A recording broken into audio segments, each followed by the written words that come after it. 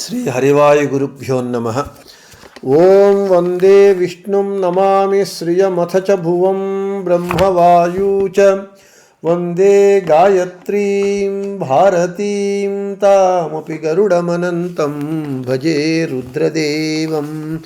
ದೇವೀಂ ವಂದೇ ಸುಪರ್ಣೀಮಹಿಪತಿದಯಿತಾಂ ವಾರುಣೀಮಪ್ಯುಮಾಂ ತಾಂ ಇಂದ್ರಾದೀನ್ ಕಾಮಮುಖ್ಯಾನಪಿ ಸಕಲಸುರಾನ್ ತದ್ಗುರೂನ್ಮದ್ಗುರೂಂಶ್ಚ ಅಭ್ರಮಂ ಭಂಗರಹಿತಂ ಅಜಡಂ ವಿಮಲಂ ಸದಾ ಆನಂದತೀರ್ಥಮತುಲಂ ಭಜೆ ತಾಪತ್ರಯಾಪಹಂ.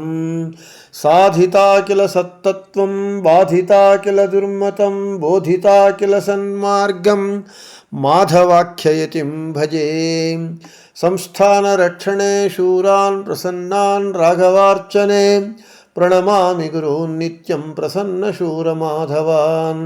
ಪ್ರಸನ್ನಶೂರಮಾಧವಕರಾಬ್ಜೋತ್ಥಾನ್ ಯತೀಶ್ವರಾನ್ ವೀರರಾಮರತಾನ್ ವಂದೇ ವಿದ್ಯಾಸಾಗರಮಾಧವಾನ್. ಪೃಥ್ವೀಮಂಡಲಮಧ್ಯಸ್ಥಾಃ ಪೂರ್ಣಬೋಧಮತಾನುಗಾಃ ವೈಷ್ಣವಾಃ ವಿಷ್ಣುಹೃದಯಾಃ ತಾನ್ ನಮಸ್ಯೆ ಗುರೂನ್ ಮಮ. ಆಪಾದಮೌಳಿಪರ್ಯಂತಂ ಗುರುಣಾಮಾಕೃತಿಂ ಸ್ಮರೇತ್ ತೇನ ವಿಘ್ನಾಃ ಪ್ರಣಶ್ಯಂತಿ ಸಿದ್ಧ್ಯಂತಿ ಚ ಮನೋರಥಾಃ. ಶ್ರೀ ವಿದ್ಯಾವಲ್ಲಭ ಮಾಧವತೀರ್ಥಗುರುಭ್ಯೋ ನಮಃ. ಹರಿ ಓಂ. ಓಂ ವಿಶ್ವಂ ವಿಷ್ಣುರ್ವಷಟ್ಕಾರೋ ಭೂತಭವ್ಯಭವತ್ಪ್ರಭುಃ ಭೂತಕೃದ್ಭೂತಭೃದ್ಭಾವೋ ಭೂತಾತ್ಮಾ ಭೂತಭಾವನಃ ಅಮೃತಾಂಶೂದ್ಭವೋ ಭಾನುಶಶಬಿಂದುಃ ಸುರೇಶ್ವರಃ ಔಷಧಂ ಜಗತಃ ಸೇತುಃ ಸತ್ಯಧರ್ಮ ಪರಾಕ್ರಮಃ. ನಮ್ಮ ವಿಷ್ಣು ಸಹಸ್ರನಾಮ ಪಾಠದಲ್ಲಿ ನಿನ್ನೆಯ ದಿನ ಔಷಧಂ ಎಂದು ಭಗವಂತನಿಗೆ ನಾಮವು ಇದೆ. ಆ ನಾಮದ ಔಚಿತ್ಯವನ್ನು ಅನೇಕ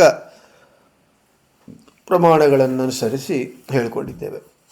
ಇವತ್ತು ಈ ಶ್ಲೋಕದಲ್ಲಿ ಲಾಸ್ಟ್ ಬಟ್ ಒನ್ ಹೆಸರು ಜಗತ ಸೇತು ಅಂತ ಭಗವಂತನಿಗೆ ಹೆಸರು. ಸೀಯತೆ ಬದ್ಧ್ಯತೆ ಅನೇನ ಇತಿ ಸೇತು ಜಗತ ಸೇತು. ಭಗವಂತನು ತನಗೆ ಸಂಬಂಧ ಇರುವಂತಹ ಈ ಚರಾಚರ ಪ್ರಪಂಚಕ್ಕೆ ಆಶ್ರಯನಾಗಿದ್ದಾನೆ. ಆದ ಕಾರಣ ಜಗತ ಸೇತು ಅಂತ ಹೆಸರು. ಸರಿ, ಈ ಜಗತ್ತು ಅಂದರೆ ಏನು?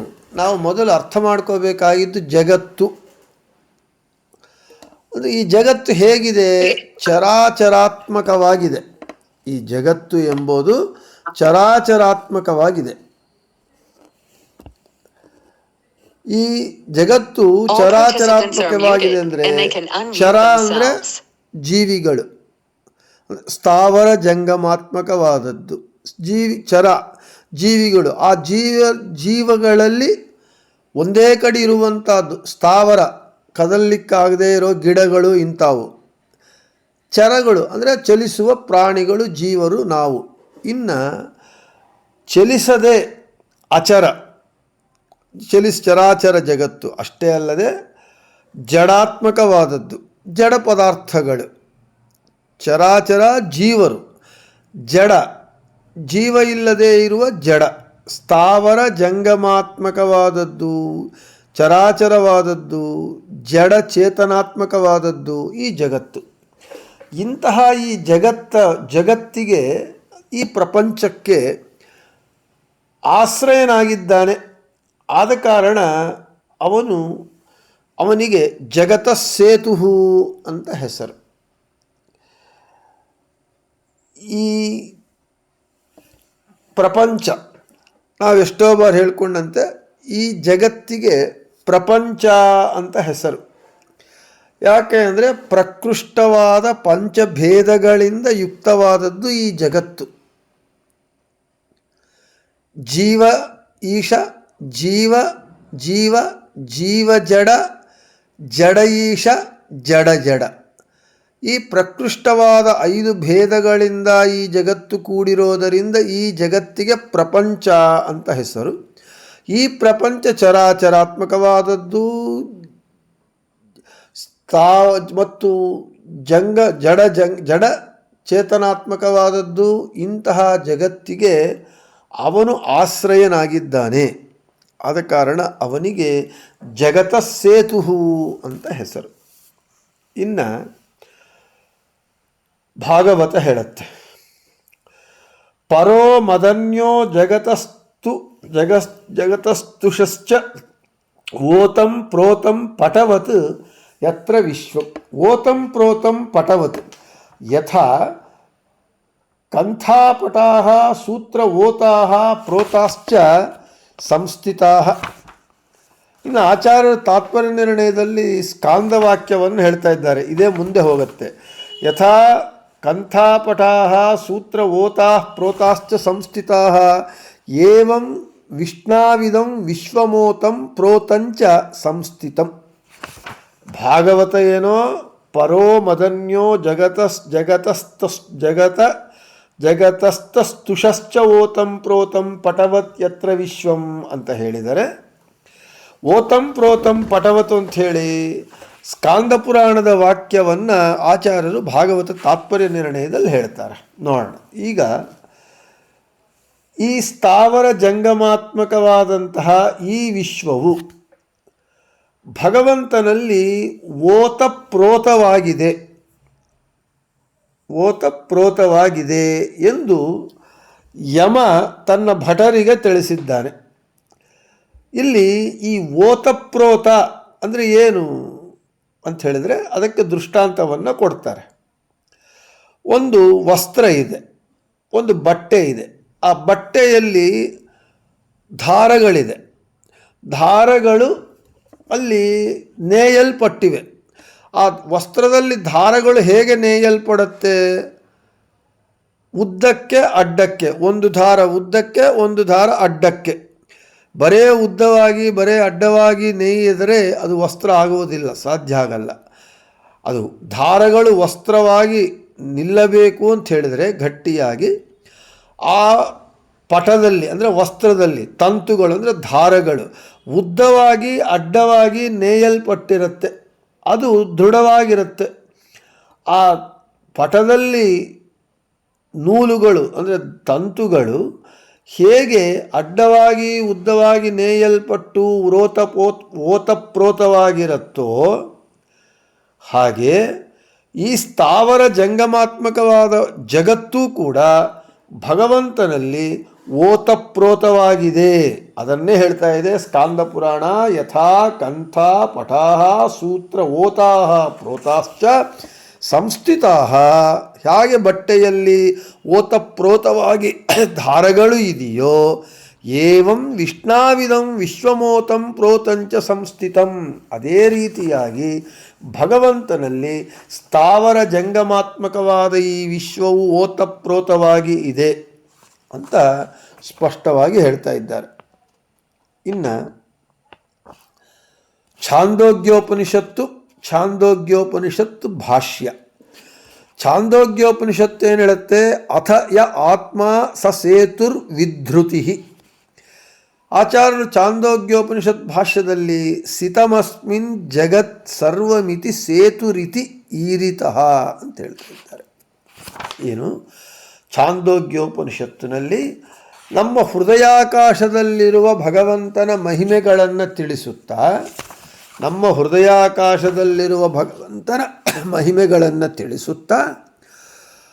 ಆ ಭಗವಂತ ಸಕಲ ಲೋಕಗಳಿಗೂ ಆಶ್ರಯನಾಗಿದ್ದಾನೆ ಎಂದು ಭಗವಂತನನ್ನು ಆ ಛಾಂದೋಗ್ಯೋಪನಿಷತ್ತು ಸೇತು ಎಂದು ಕರೆಯಲ್ಪಡ್ತಾ ಇದೆ. ಸೇತು ಶಬ್ದದಿಂದ ತಿಳಿಸ್ತಾ ಇದೆ ನಮಗೆ ಭಗವಂತನನ್ನು ಅಂತ ಹೇಳ್ತಾ ಇದ್ದಾರೆ.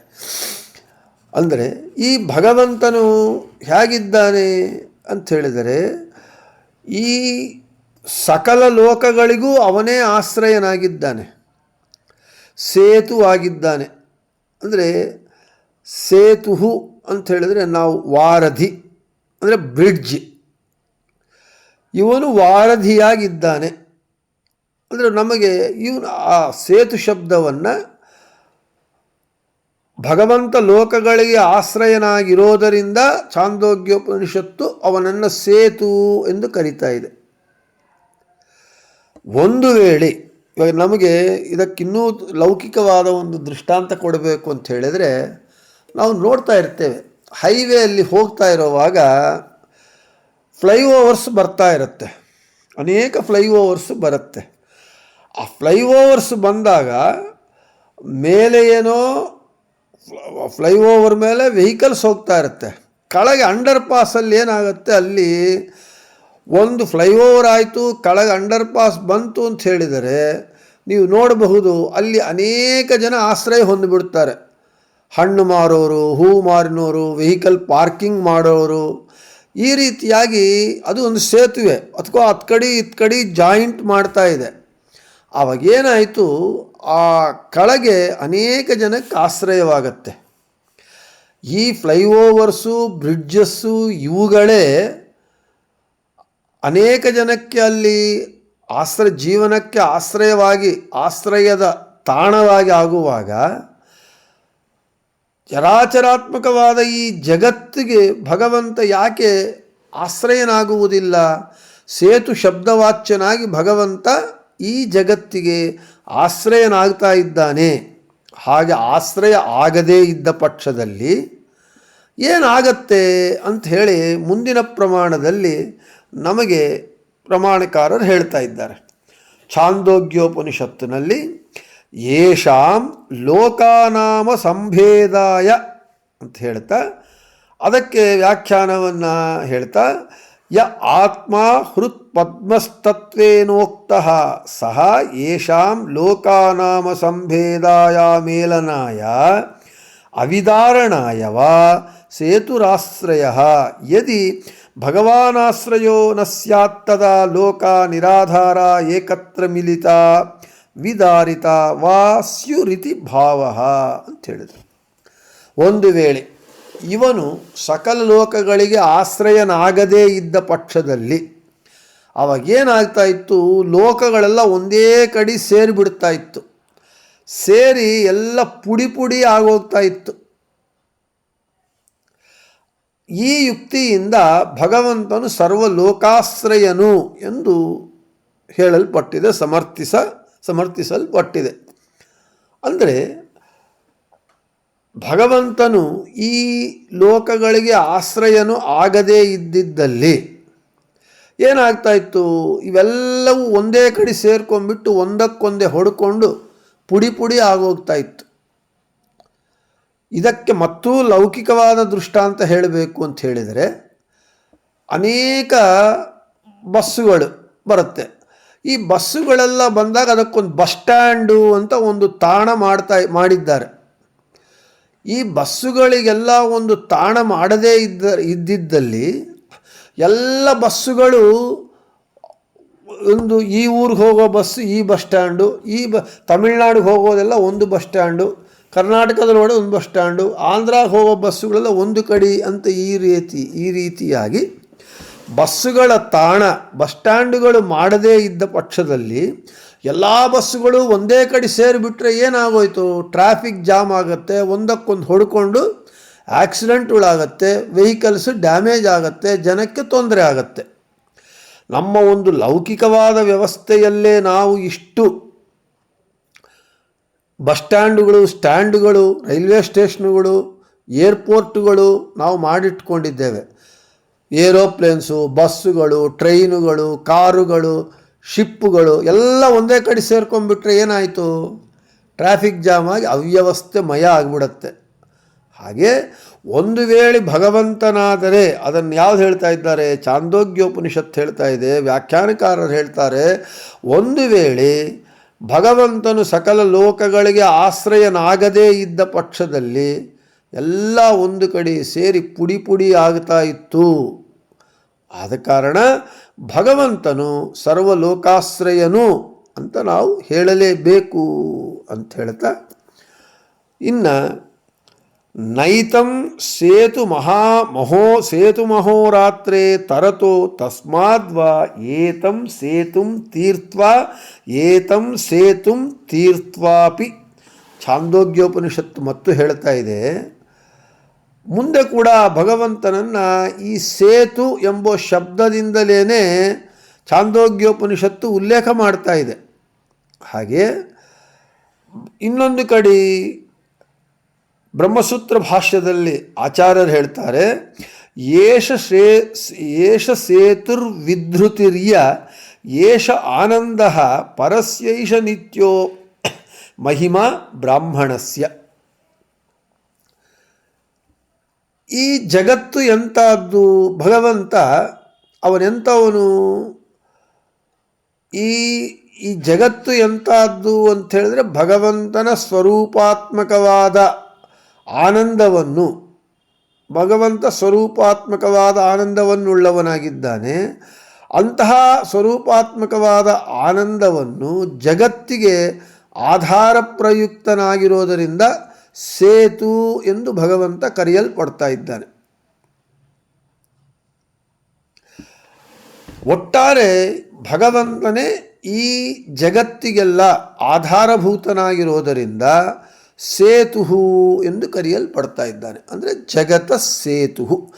ಈ ಜಗತ್ತಿಗೆ ಅವನು ಸಕಲ ವಿಧವಾಗಿ ಚರಾಚರಾತ್ಮಕವಾದ ಮತ್ತು ಸ್ಥಾವರ ಜಂಗಮಾತ್ಮಕವಾದ ಜಡ ಚೇತನಾತ್ಮಕವಾದ ಈ ಜಗತ್ತಿಗೆ ಅವನು ಸಕಲ ವಿಧವಾಗಿ ಆಶ್ರಯನಾಗಿರೋದರಿಂದ ಅವನಿಗೆ ಜಗತ ಸೇತು ಅಂತ ಹೆಸರು.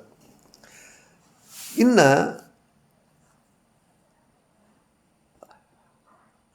ಜಗತಃ ವಾಯೋಃ ಸೇತುಃ ಆಶ್ರಯಃ ಜಗತ್ ಸ್ಯಾತ್ ವಿಷ್ಟಪೆ ಕ್ಲೀಬಂ ವಾಯೌನ ಜಂಗಮೇ ತ್ರಿಷು.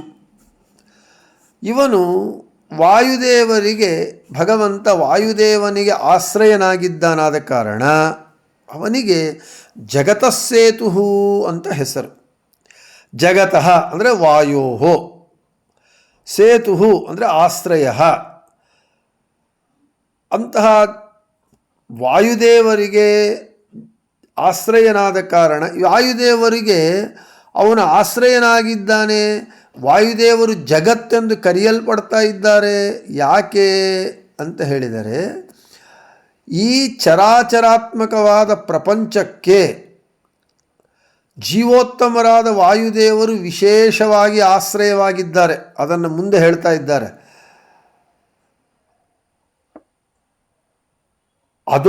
ಅದೋಷತ್ವಾದಿತ್ಯುಕ್ತೋ ವಾಯುಸ್ತನ್ನಿಲಯೋ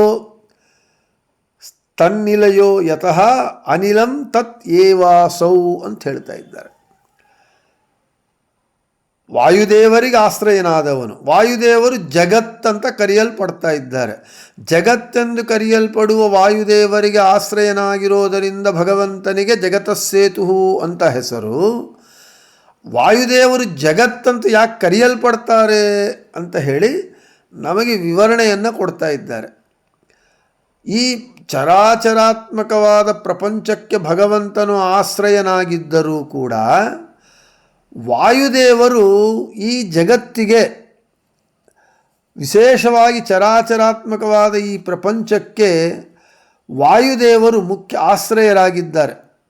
ಅಂತಹ ವಾಯುದೇವರಿಗೆ ಭಗವಂತ ಆಶ್ರಯನಾಗಿದ್ದಾನೆ.